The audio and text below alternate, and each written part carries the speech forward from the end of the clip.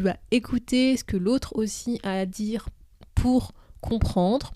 Tu vas en fait reconnaître les idées de l'autre et que l'autre a le droit de s'exprimer. Et tu vas également t'exprimer en étant en accord avec toi-même, en accord avec tes valeurs.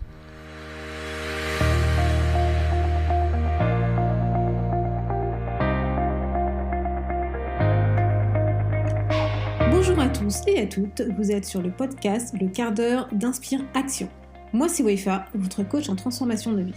Chaque semaine, retrouvez dans ce podcast des outils pour développer votre self-awareness, des actions à réaliser pour démarrer votre transformation, ainsi que des témoignages de personnes comme vous et moi qui ont décidé de devenir l'architecte de leur vie. Alors, installez-vous tranquillement et prenez de quoi écrire. Hello la tribu, bienvenue dans l'épisode numéro 20 où je vais te présenter 3 outils pour améliorer ton relationnel. Comme je te l'avais expliqué lors du précédent épisode, je vais faire un petit focus sur tout ce qui est autour de la communication pour te donner des clés, des outils et des conseils qui vont te permettre justement de travailler sur ton relationnel.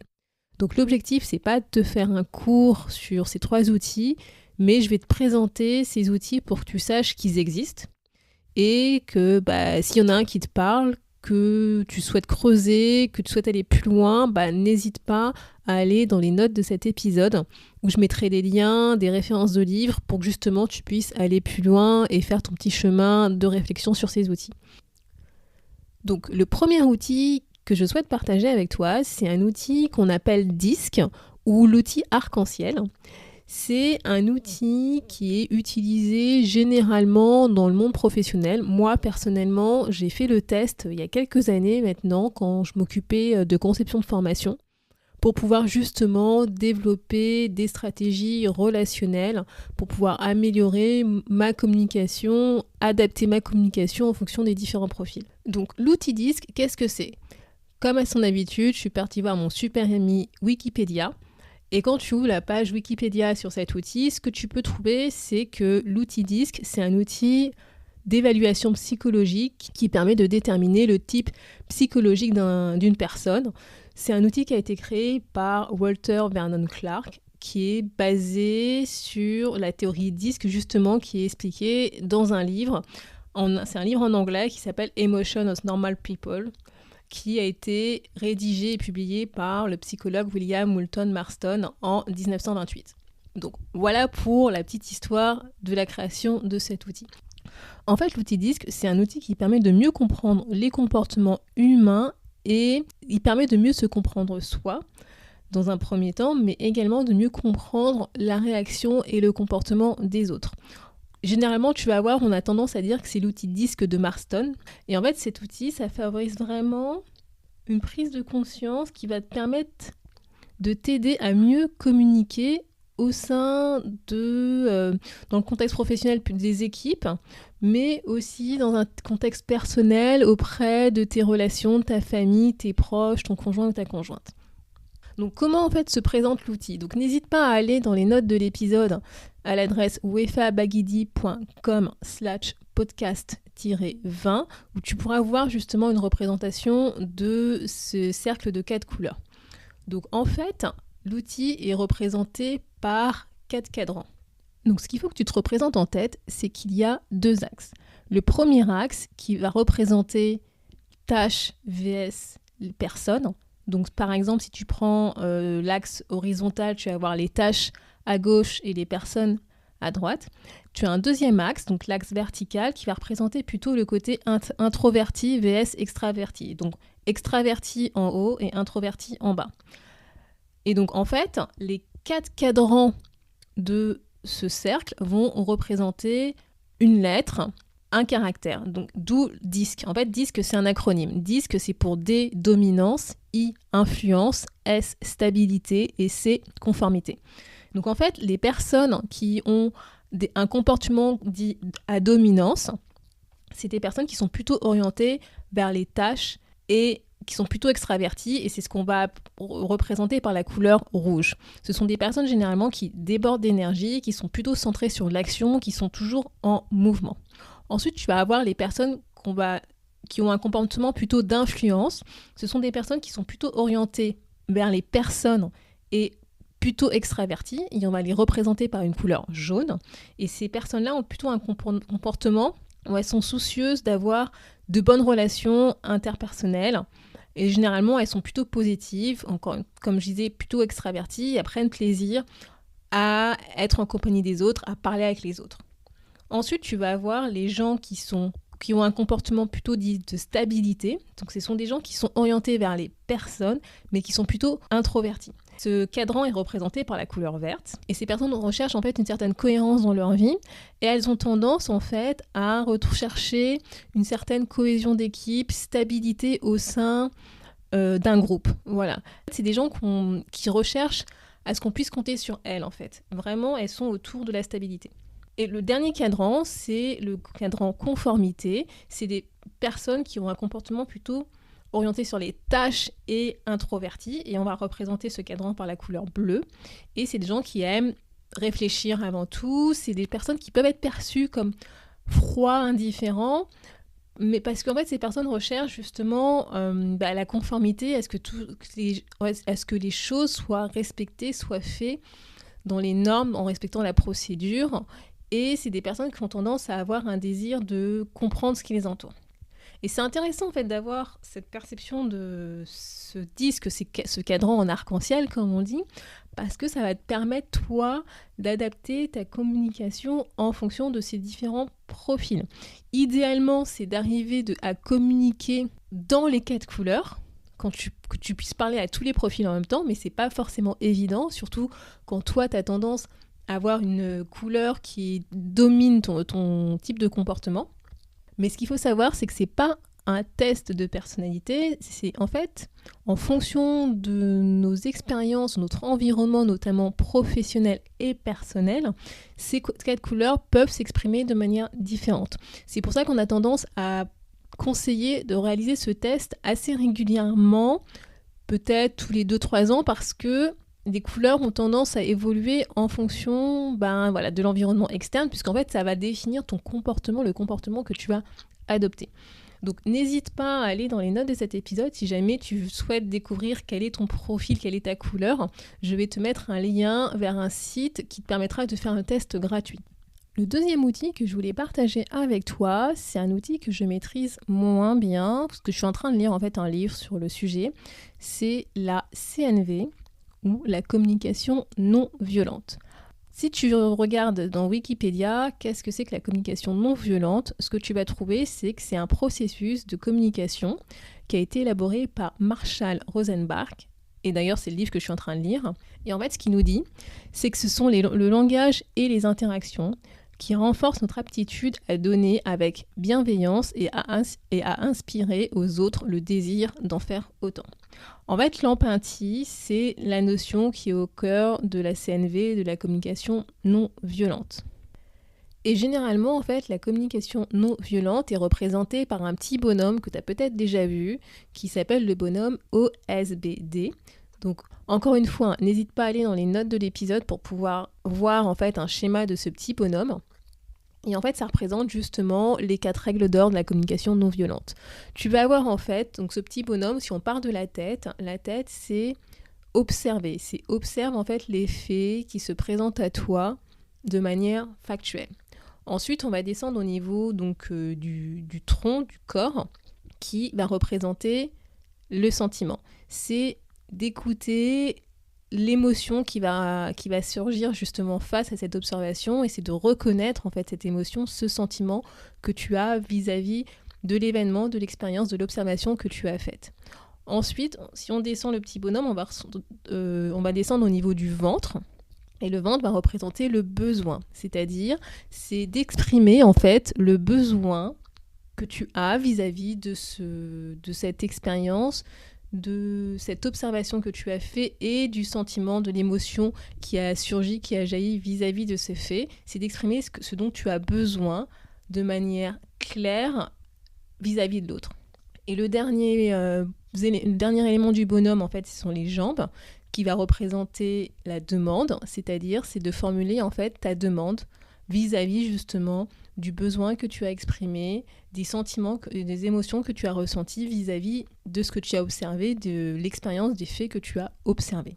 Et surtout, cette demande, en fait, elle doit être formulée de façon ouverte et positive. L'objectif, c'est pas de justement déclencher, générer un conflit, c'est de pouvoir en fait partager avec l'autre ce que l'événement t'a fait ressentir en termes d'émotion, en fonction de l'émotion que tu as ressentie, le besoin en fait qui va émerger de ça, et par rapport à ce besoin, justement avec bienveillance, avec écoute et de manière vraiment ouverte et positive, c'est d'exprimer une demande en fait qui va permettre de répondre aux besoins que tu as exprimés.